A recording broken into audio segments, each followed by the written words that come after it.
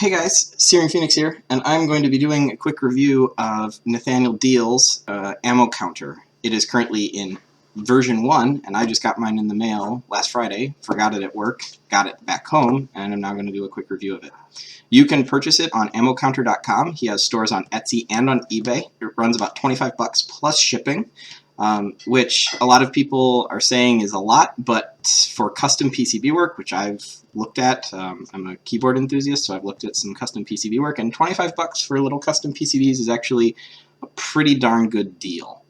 On his website, he includes part lists, as well as Arduino sketch code for what you need to get this running, and also he's got a small forum, which obviously is kind of empty right now, but is hopefully going to grow in the future and has, you know, a good place for you to post ideas or other sketches or things that you have set up, because Arduinos largely are interchangeable. If you set something up the same way as someone else, I mean, it's going to work. So let's talk about the kit. Let's talk about what you get in this kit. Let's start from the top. I'm going to basically go through as kind of how it connects through the blaster. So the first thing you get is this 7-segment PCB. What connects into this is your 2-digit 7-segment display. This is colored blue, and it is a common anode display. It slots into here, which I'm not going to show, but it slots into these pins around the edge, and then the other thing that connects into this on the back is a 16-pin connector. So this is a 16-pin ribbon cable connector. Another thing you get is a 16-pin ribbon. He says lengths of this will vary. This is actually a pretty common part, so if you need a really long one or you want a shorter one, you can probably source one of these for pretty cheap on somewhere like SparkFun or Adafruit if you want a different length of that. Another thing you'll get is another 16-pin connector. This second 16-pin connector will connect into the shift register PCB. The other things going onto the shift register PCB are these two shift registers. They are Texas Instruments SN74HC595Ns. The other number on here is 5AW01RFE3. Those numbers probably mean more to other people. Not much to me. I know they're shift registers, and that's about it. Other things you get. You will get 14 330 ohm resistors through hole. Not surface mount, thank God. Surface mount would be cool, but surface mount is best done with like hot air rework stations, and you'll also get 10 female jumper wires. They come in a ribbon, you peel them off like Twizzlers. Cool. And then you'll get a set of 5 male header pins. These connect into your Arduino. They're kind of optional, they're a convenience thing, so you don't need them, but they are nice to have. Other things you get. That is, I also got these little clips. I don't know what these are for exactly. I wonder if they maybe are meant to hold the 7-segment. I think that's what they're for, but I'm not entirely sure. So yeah. So let's go ahead and clear this off here, and I will go through talking about the other things that you will need to have that are not provided by this kit. So the other things that you will need to have to run this kit is, of course, an Arduino. What I have here is a SparkFun Arduino Pro Micro. It is I think it's what does it have? It has like 12 pins or something like that. It's a very small Arduino. It's one of the smallest Arduinos you can get. You can also get the Pro Mini. The Pro Mini, however, does not have that micro USB cable built in, or the micro USB header built in. So you would need what's called an FTDI breakout board in order to use the Pro Mini. Now the advantage of the Pro Mini is that per unit of Arduino, it's significantly cheaper, but you do have that upfront cost of about 15 bucks for the FTDI breakout board. So if I were only doing one of these on my own, I would go with the Pro Micro, because I don't have to buy anything else. It's its own package. It's just done. If I were a system integrator or a system builder like Tom over at FDS, and I wanted to add these as an option to Nerf guns for a cost, I would definitely go with the Pro Minis and the breakout board. It'll be cheaper per unit in the long run. And also, someone who's buying something from Tom probably wouldn't have necessarily the electronics knowledge to go in and rewire, reprogram this board anyway, so having the connector on board doesn't really serve the end user any purpose. So that's the big difference. Those are probably the two best. Realistically, any Arduino will do, but these are the two that are probably going to fit best in a Nerf gun. Other things you will need is a micro USB to USB-A cable, male to male. This is obviously so you can plug the Arduino in and load programming onto it. You will need a power source. I don't have anything to show for that, but you will need a power source. This Arduino requires 5 volts, but it can take up to 12 volts on its raw input. So anything 4 AA batteries, 2 IMRs, it'll take up to 12 volt DC. I wouldn't put this into a LiPo. I would definitely put this into AA batteries or shutter a 9 volt. This is one thing that a 9 volt would actually be pretty good at.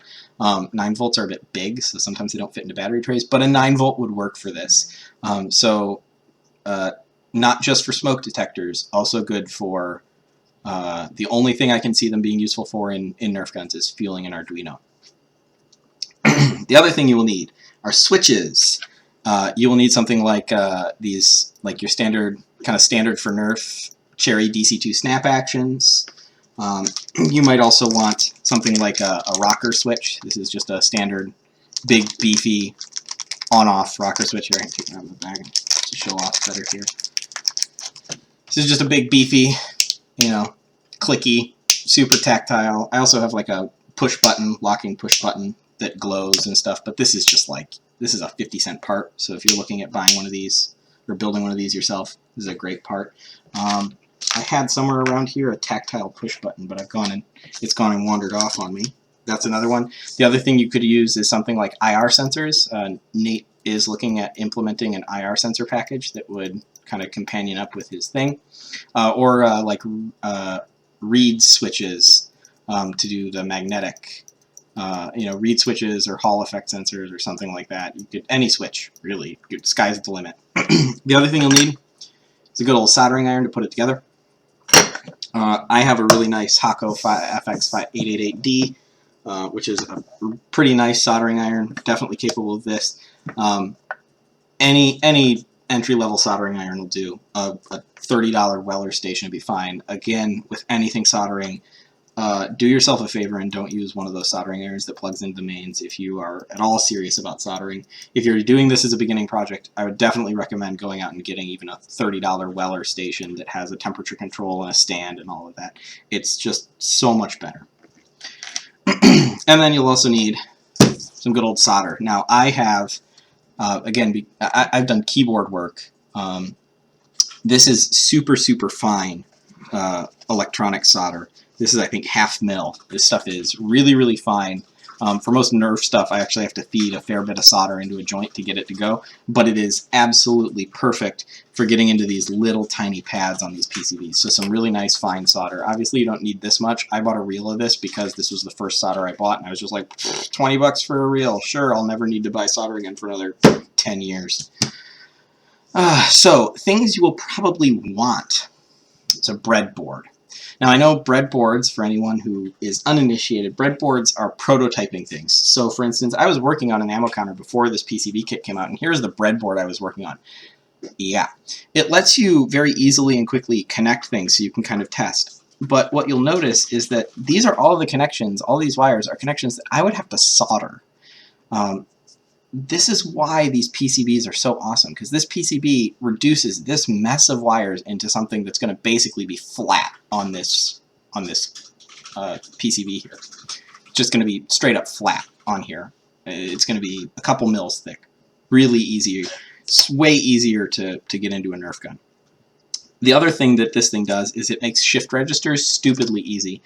Shift registers were going to be kind of tricky for me to implement. I didn't quite understand how to pin them out or anything like that. It was a little beyond me. I'm a total electronic engineering novice.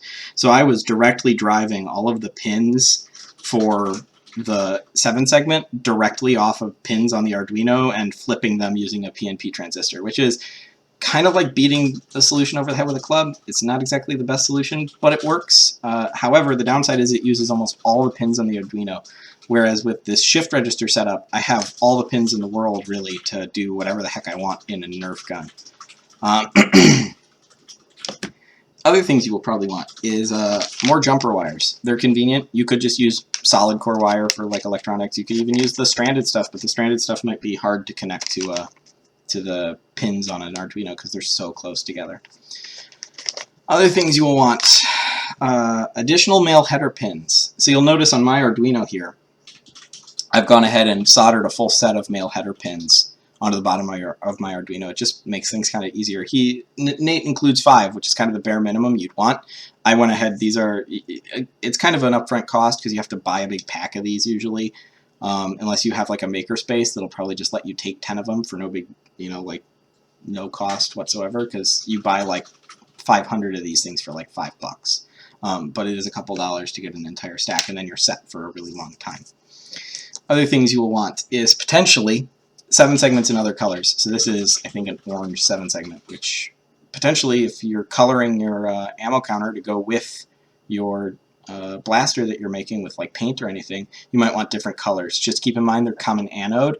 Now, that is one of the reasons I wish Nate put on a spec sheet on his site, is so that I could make sure that the pinouts on this 7 segment are the same as the pinout as the one he provides.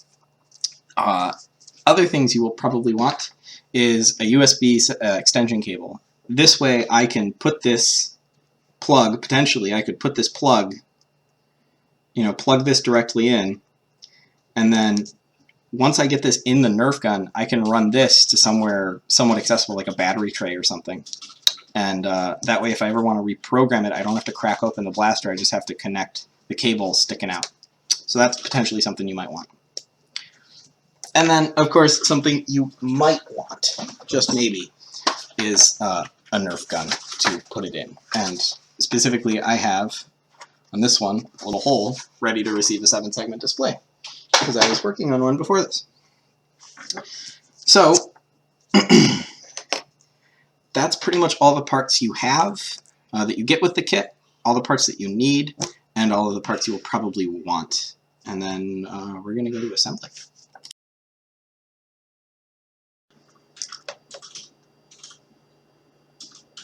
They're not pretty, but they'll do.